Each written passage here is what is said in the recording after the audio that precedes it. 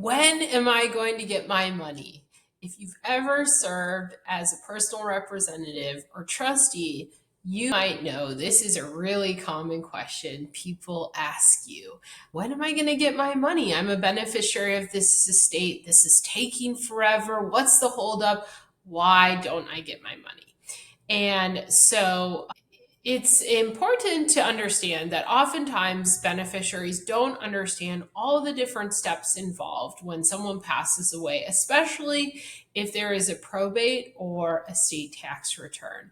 In this video today, I'm going to talk to you about all the things to consider before giving them their money. Basically, all the different things that can keep you legally on the hook and responsible, that if you give them the money prematurely, you could be in trouble. Hi, I'm Claire at the Yanowitz law firm, where we have been counseling personal representatives and trustees for over 3 decades now on what to do when a loved one passes away. Okay, let's get started. When a loved one passes away, there are generally various different tax returns we have to file. And the government has 3 years to audit those tax returns after they're filed. So you've got to file income tax returns when someone passes away. You might have to file income tax returns for income that is earned after death.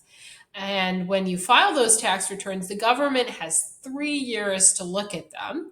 And you can shorten the time period that they have to look at them by filing a prompt assessment with the firm. You can shorten it to 18 months, but they have a minimum of 18 months to look at those tax returns, let you know if there's any issues. And if they are, they're going to come back to you and ask you to resolve them.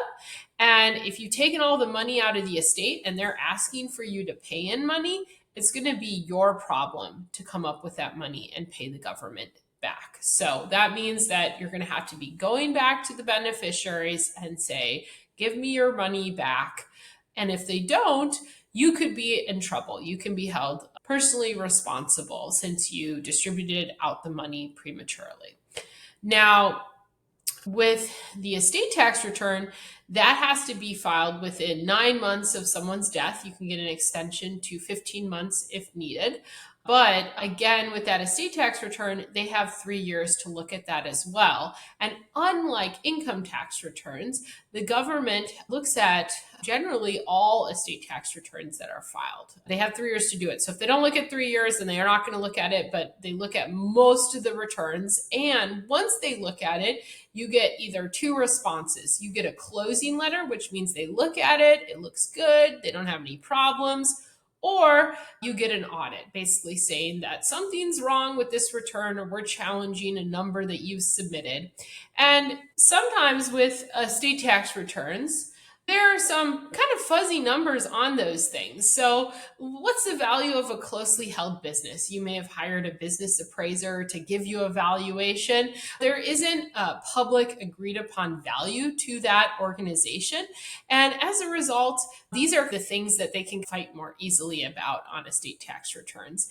In addition, fighting about the value of real estate, including farmland or development property, has less of a certain agreed upon value.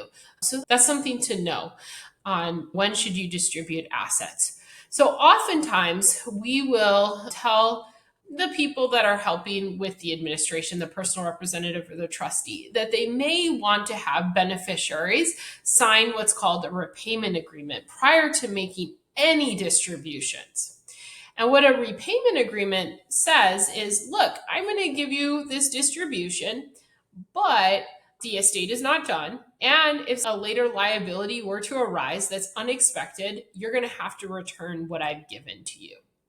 That can act as a protection for the trustee or personal representative and can put the beneficiary on notice that things are not entirely wrapped up yet.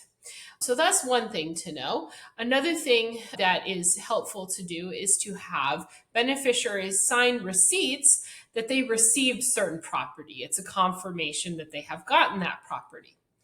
Oftentimes, when we have a big administration that we are predicting is going to go on for a while because we have to file an estate tax return, we will do an initial distribution so that beneficiaries don't have to wait forever to get any money. So we'll get this initial distribution subject to a holdback to cover any unexpected liabilities. And then we will keep that holdback until we get a closing letter on the estate tax return, or we're very assured that everything is in order and nothing else is going to pop up for a while. So that is one way to keep the beneficiaries happy, but also protect yourself in the event an unexpected liability were to arise.